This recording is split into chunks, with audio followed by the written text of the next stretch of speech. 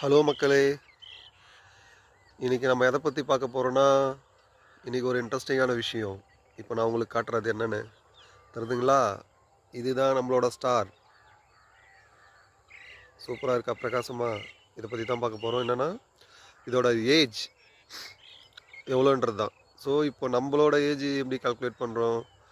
So, பூமி சூரியன ஒரு முறை சுத்தி வந்தா 1 இயர் என்றோம். அதுக்கு பூமி எடுத்துக்கிற நாள் வந்துட்டு 365 நாள். ஸோ, அது வந்து 1 எர்த் இயர்ன்னு சொல்லணும். ஓகேங்களா? அந்த மாரி சூரியனும் வந்து நம்ம கேலக்டிக் சென்டர மையப்படுத்தி சுத்தி வருது. அது அது அதுக்காக அது எடுத்துக்கிற நேரம் பார்த்தீங்கன்னா, 23,00,00,000 வருடங்கள். ஸோ, பூமி சூரியன் பொறந்ததுலேருந்து அது எத்தன டைம் சுத்தி சுத்தி வந்திருக்குன்றது தான் சூரியனோட ஏஜ்.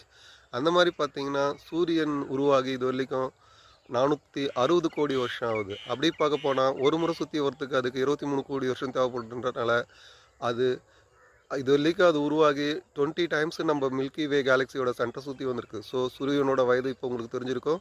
20 வயசு ஆகுது. ஸோ, சூரியன் வந்து ரொம்ப யங்கா தான் இருக்கு. ஓகேங்களா?